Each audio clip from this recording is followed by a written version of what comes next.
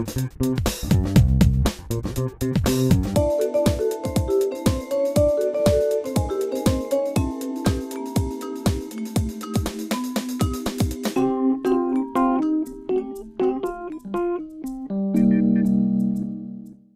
dépistage, c'est surtout, c'est déjà une prise de sang, hein, où on va rechercher le sida, les hépatites, la syphilis. Voilà, bon, déjà. Et après, pour les chlamydiés et les... C'est un coton-tige. C'est un coton-tige. Voilà. Un coton-tige, c'est vraiment minuscule. On le met au niveau du vagin pour les filles, et pour les garçons, c'est un prélèvement urinaire. On vous fait faire une analyse d'urine. Mais ça, c'est obligé de le faire avant de faire un rapport sexuel, le dépistage, ou c'est... Bah non, avant, après. Non, puisqu'il n'y a pas de risque. Ce sont des maladies qu'on attrape quand on a un... Ah, après. Qui l'a eu en premier, du coup? Mais... Si c'est quelque chose qu'on transmet, qui l'a eu en premier? Ah bah ça... la première personne qui a eu ça. Je sais pas. Vas-y. Mais il ne faut pas se faire dépister avant et comme ça, Ah oui, moi je croyais. rapport sans préservatif. Alors, si vous n'avez jamais eu de rapport sexuel, forcément vous ne pouvez pas avoir une infection sexuellement transmissible. Ah oui? Bon, après, sauf avec le sida, si vous êtes drogué, si vous avez voilà, quelqu'un dans la famille. Voilà. Mais après, une fois que vous avez un petit copain, vous êtes en couple, vous avez envie de rester ensemble, et vous avez arrêté le préservatif, c'est à ce moment-là qu'il faut faire un dépistage. Comme ça, vous faites tous les deux, il n'y a rien, vous êtes tranquille. Vous pouvez arrêter le préservatif. C'est bizarre, du coup. Là, on a les témoins actifs. Là, on a les témoins passifs.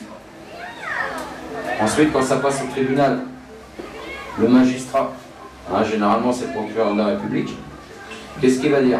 Ben, je demande à l'encontre de monsieur Untel une mise en examen pour homicide involontaire.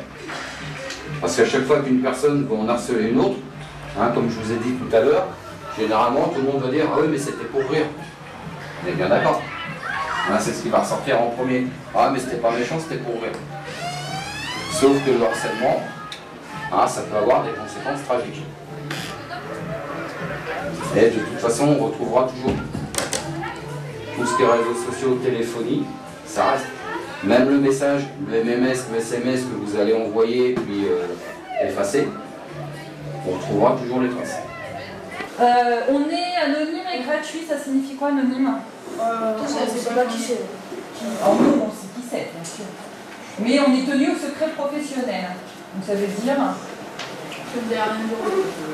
Alors c'est qui les autres? C'est nos collègues. Or, nos collègues sont tenus au secret professionnel, entre nous il y a le secret partagé. Et par exemple, si on a un jeune qui vient nous voir, est-ce qu'on appelle les parents? Non, donc c'est ça le secret professionnel. D'accord. Si on a des adultes qui viennent, c'est pareil, on ne prévient pas la famille. Alors là, on est sur l'atelier conduite à risque. Ça signifie quoi conduite à risque pour vous?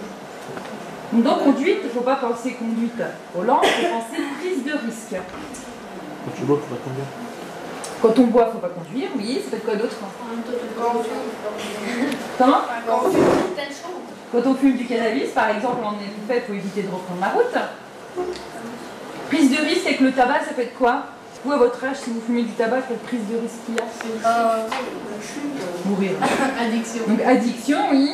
Prise de risque, pourquoi d'autre? Oui. Alors le tabac, la santé. Une campagne d'affichage contre la discrimination pendant des années, c'est-à-dire qu'il y a des gens qui pensaient qu'en buvant dans le verre de quelqu'un qui a le sida, on peut attraper le sida. C'est faux.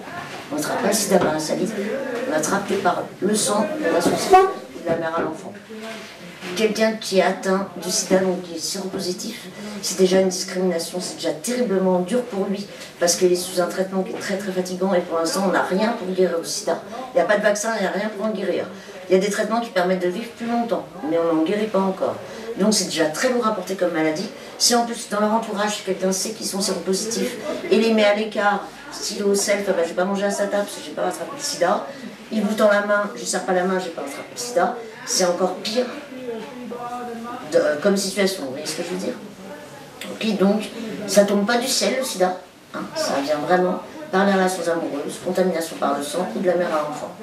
Aujourd'hui, nous a demandé, je vous rappelle, de vous parler de harcèlement. Alors avant de parler de harcèlement, parce qu'on va évidemment on va définir le terme de harcèlement, avant de parler de harcèlement, je vais vous parler de deux notions fondamentales pour bien comprendre ce que c'est un harcèlement. Deux notions que vous connaissez très bien. Mais très très bien. Le premier mot que je... Oui. Non, avant de parler de ce qui peut se passer en harcèlement, oui. Verbal et physiquement. Ça fait partie du harcèlement. Mais avant de comprendre ce que c'est le harcèlement, moi je veux d'abord vous faire toucher du doigt deux notions fondamentales. La première, c'est le respect.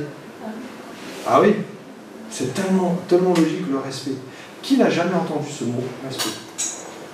Tout le monde a déjà entendu. Tout le monde connaît le mot respect. Demandez à n'importe qui dans la rue. Vous savez ce que c'est que le respect? Oui, oui.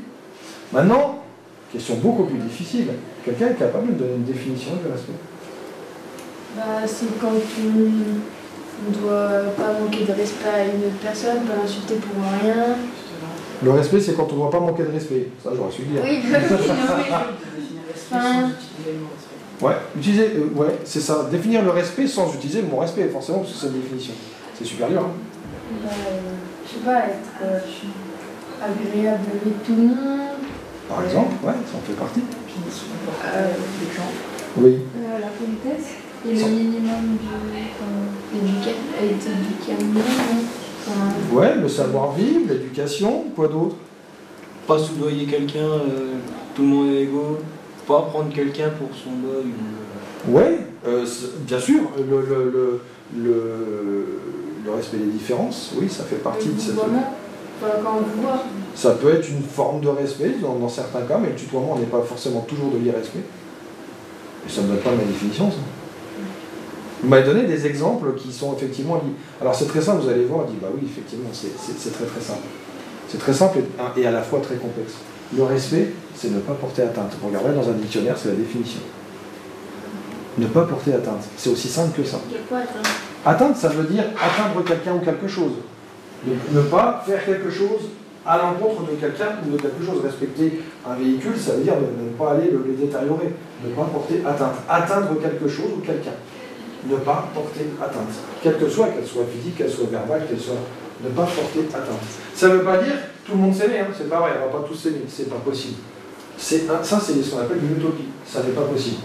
On ne peut pas tous s'aimer. On ne vit pas dans le monde des bisounours. On ne va pas tous ce soir se réunir autour de l'apéro, tourner les saucisses. C'est pas vrai. Parce qu'on a tous nos vies, on a tous nos différences, on a tous nos façons de penser. Mais est-ce qu'on va pour autant se manquer de respect? Non.